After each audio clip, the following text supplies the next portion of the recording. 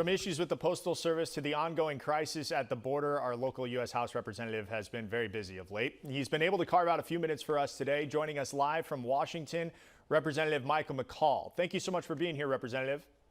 No, thanks for having me. Okay, let's start with the Postal Service. For months now, we've been hearing stories about people in the Brazos Valley not getting their mail or deliveries being impacted for one reason or another.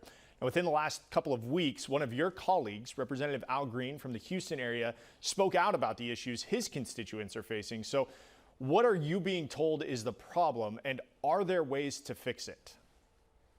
Yes, there are, but the problems are monumental. I mean, this started like 2 months ago. A lot of it hit during the Christmas season. So a lot of like Christmas gifts, everything the Postal Service delivers for the last 2 months have been delayed. And so this is a problem with the Missouri City Postal Office in Houston. And that's what's delayed it from, say, Houston to Brazos County to Brenham, Texas. I started to get a lot of calls, a lot of people complaining about the mail, and it got to my attention. I mean, this is typically kind of a local issue that's percolated. United States Postal Service, we don't have control over them, but John Cornyn and I sent a letter to the Postmaster General requesting answers about what went wrong. Why did this happen?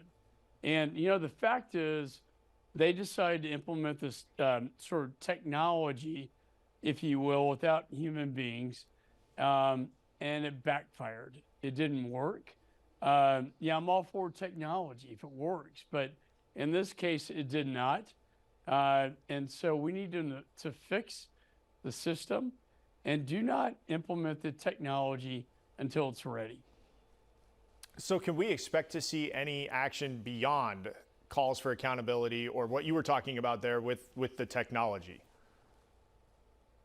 Yes. I mean, we want accountability. I mean, I feel for my constituents who didn't get their Christmas gifts or, all the mail that was going to be delivered to them.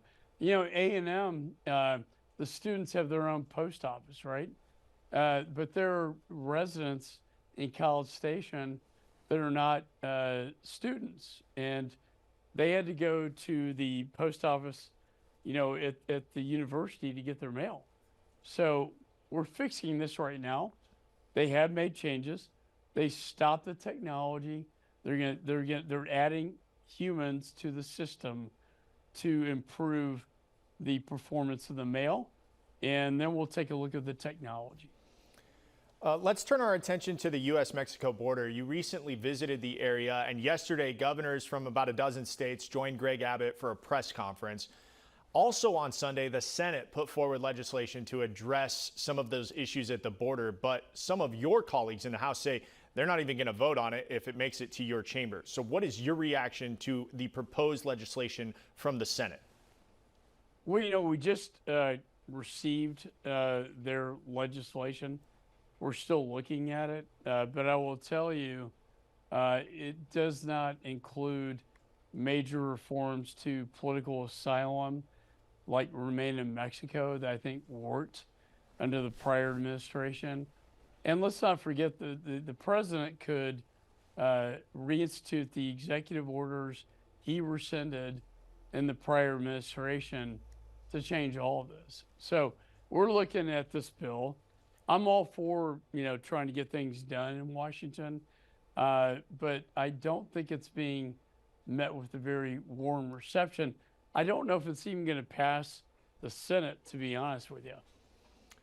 So do you see this Congress passing any border security legislation, anything that deals with the border before we see a presidential election? I don't know. I mean, that'd be my preference.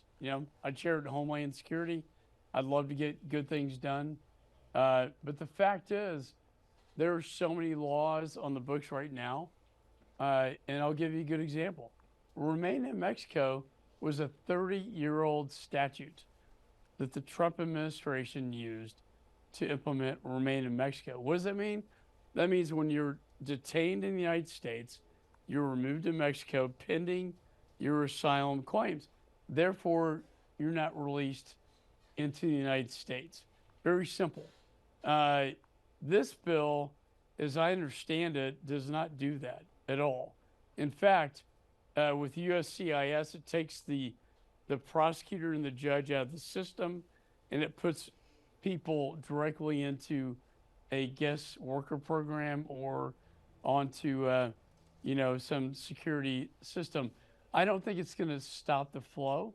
I don't think the magnet, the push-pull factor will change, and that's what we as House Republicans were looking for. None of H.R. 2 and my Remain in Mexico bill, I passed that at Foreign Affairs Committee. It's not in there. Representative Michael McCaul, live in Washington. Thank you so much for taking some time to speak with us today. Yeah, thanks for having me.